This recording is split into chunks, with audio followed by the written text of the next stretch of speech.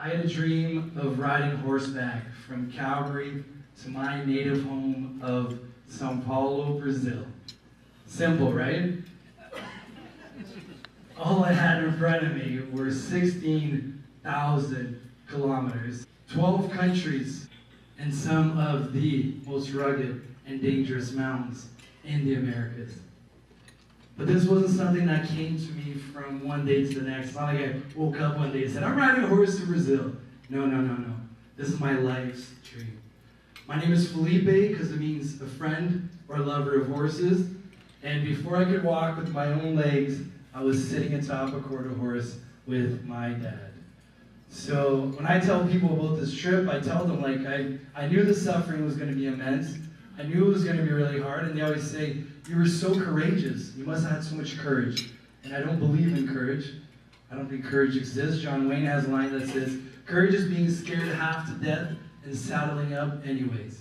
And for me, it was written. Everything in my life had taken me to the moment where I had to go back to Brazil on a horse. I just had a really small problem. I didn't have a single horseshoe. I was a broke journalism student coming out of Ryerson. I worked 2 jobs, and at night, I worked on my project.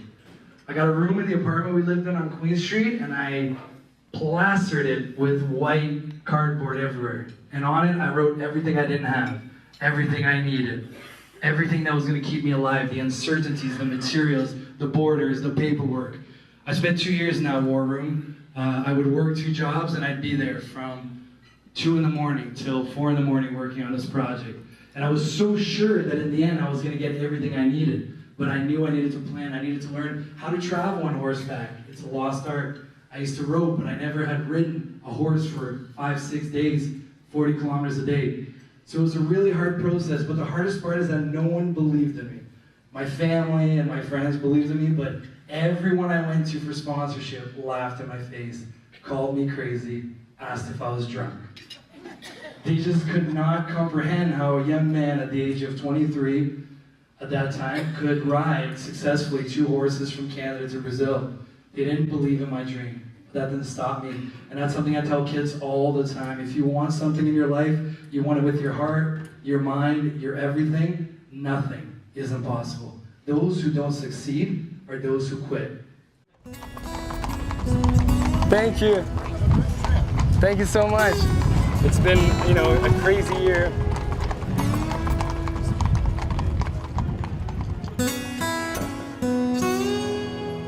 Just getting people to believe that this could happen. Just to be here for me is already a huge win. To be with these beautiful horses, living my dream. I think more people need to not be scared of do what they love and follow their dreams. Solidarity once again. This is a woman who lived with her family in a small hut in Guatemala, and there I show up with my things, which so many times we use to measure wealth.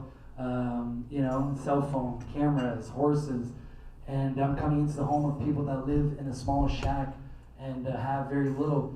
But those people, what you start to find out is that they know the true essence of life. They have their family with them. They have time, which really is the most important wealth, I think, we can have, and we tend to forget that. And they had 1 chicken that they were saving for Christmas, which they butchered to feed me that night. So that's something I take with me for the rest of my life. Like, this journey has changed me in so many different ways. But I think one of the largest is just being so thankful and realizing how blessed we are to wake up every day and be healthy. To be able to open your eyes and breathe is already a huge blessing.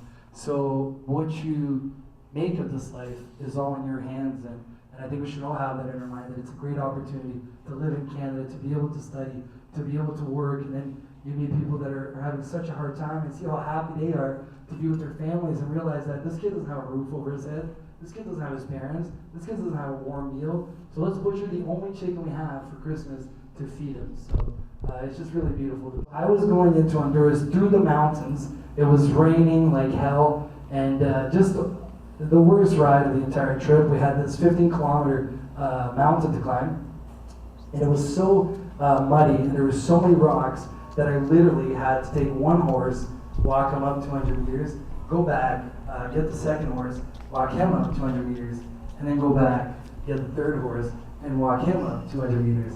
And I had to do this all day in 45-degree weather in the middle of a mountain, while a drug lord awaited for me on the other side.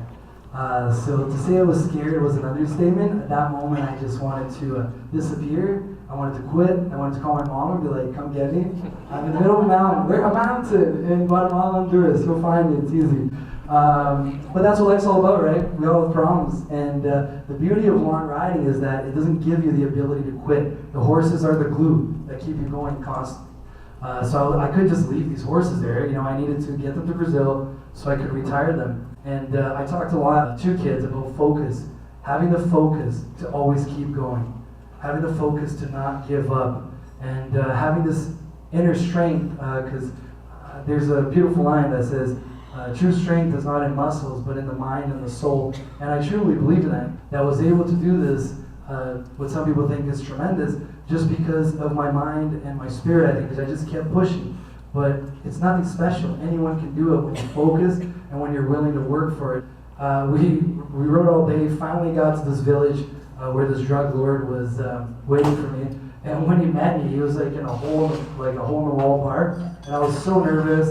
I was like, hello sir, nice to meet you, I'm Filipe. He just tosses me a beer. And I look at the beer and it's called Lifesaver. And I just chugged that thing. I'm like, oh my God. And he's like, you're thirsty, eh? I'm like, no, I'm just really scared.